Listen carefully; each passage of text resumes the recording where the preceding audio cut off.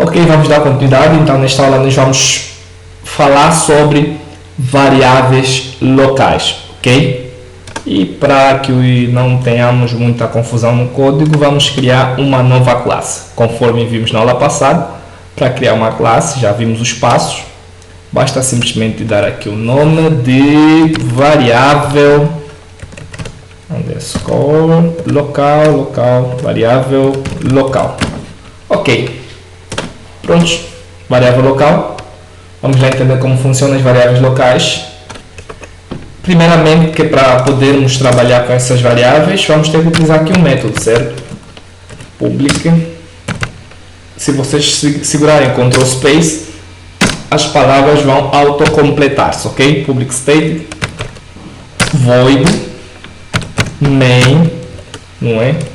Void main e aqui o string args. Mas deixa-me vos dizer que não precisa necessariamente usar sempre o args, ok? Isto é opcional. Aqui este argumento args é opcional. Eu posso utilizar aqui, por exemplo, Leo. E vou usar mesmo Leo aqui para esta aula, ok? Então, o que são variáveis locais? Variáveis locais são simplesmente variáveis que encontram-se dentro dos métodos, ok? Então, uma variável que é criada aqui dentro do método, logo é uma variável local. E normalmente as variáveis têm essa estrutura, ok? Aqui tem, por exemplo, a variável string nome.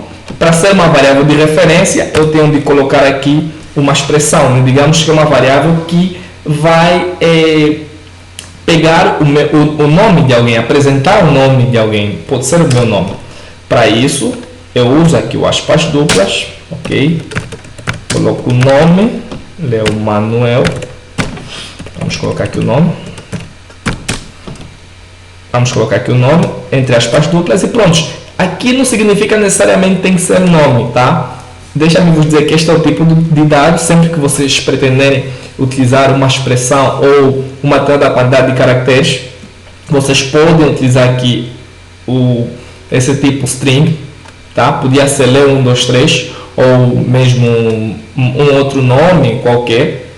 Então, podia ser x aqui, o nome da variável, mas nós decidimos que será nome, ok? Faz mais sentido. Agora, se for para criar, por exemplo, se eu pretender visualizar o sexo, digamos que eu criei aqui uma variável sexo, uma variável de referência, por ser do tipo char, eu só posso utilizar um caractere, não posso vir aqui utilizar aspas duplas e meter, por exemplo, masculino.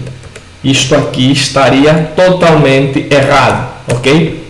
Porque ele só recebe um caractere e, principalmente, ele só pega aqui simplesmente com aspas duplas, ok? Por exemplo, se eu colocar o M já funciona, vou colocar aqui ponto e vírgula, com M já funciona, porque ele é Unicode. Se eu colocar F de feminino também funciona, mas se eu colocar masculino, estaria totalmente errado, conforme vocês visualizam aqui, ok? Agora, se eu pretender visualizar, por exemplo, a minha idade, eu posso utilizar o tipo de dado int, porque as idades são sempre inteiras, não são números com vírgula, são sempre números inteiros.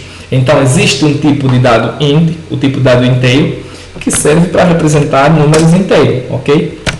Idade pode ser, por exemplo, 56, ok? E agora, existe um outro tipo de dado, também podemos chamar aqui o float.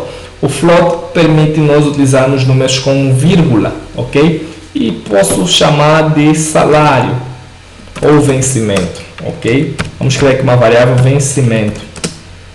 E esta variável vencimento vai pegar um determinado valor, por exemplo, digamos que seja 785.34F, ok? Automaticamente ele já consegue perceber que eu tenho aqui um número com vírgula. Lembrando que se eu colocar aqui a vírgula teria erro. Tenho que utilizar ponto. Então, até aqui posso utilizar um novo. Pronto. Tenho aqui variáveis locais criadas e para visualizar essas variáveis locais eu posso utilizar aqui o método system, método aprendido na aula passada, system.out .println, que é um método que nos permite visualizar informações no terminal, não é isso? Então, aqui, para visualizar essas informações, nós podemos aqui atribuir alguns textos, né? Dizendo, por exemplo, vamos lá dizer aqui, o nome pode ser e vamos colocar o nome. Só que para colocar aqui o nome, visto que ele está numa variável, nós devemos concatenar esta mesma variável, tá? Duas coisas. Para apresentar aqui o nome, ou colocávamos assim, simplesmente a variável nome, iria funcionar. Ou então, se queremos atribuir aqui algum texto, deixa eu até mostrar para vocês que aqui ela funciona sem problema. E não essa classe, perdão, tenho que vir aqui, selecionar a classe, run file. Esta classe que está aqui apresenta o nome sem problema.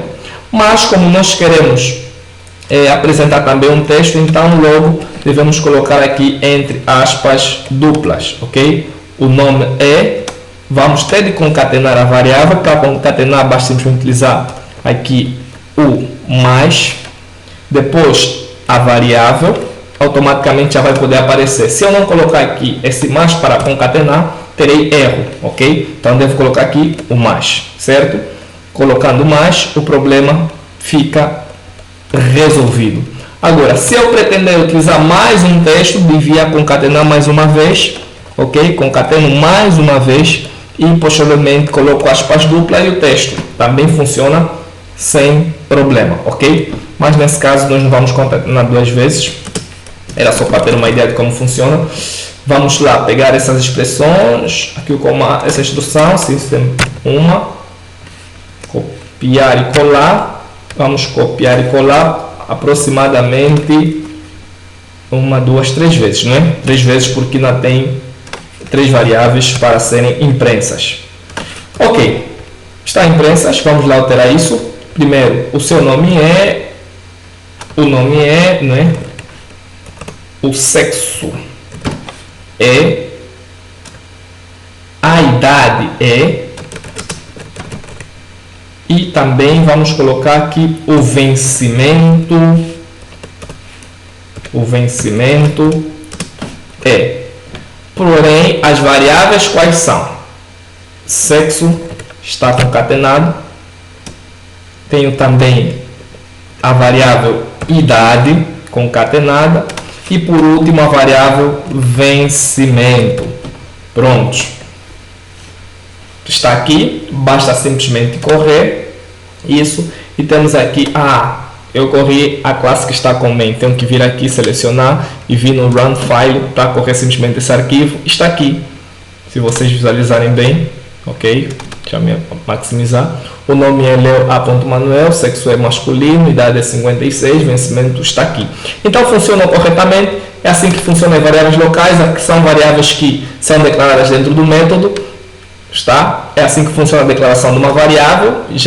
Já passamos também algumas ideias em tipo de dados. Temos aqui alguns tipos de dados. Entendemos também como declarar variável e principalmente saber o que são variáveis locais. Espero que tenham gostado da aula. Revisa caso haja dúvida. Até a próxima aula.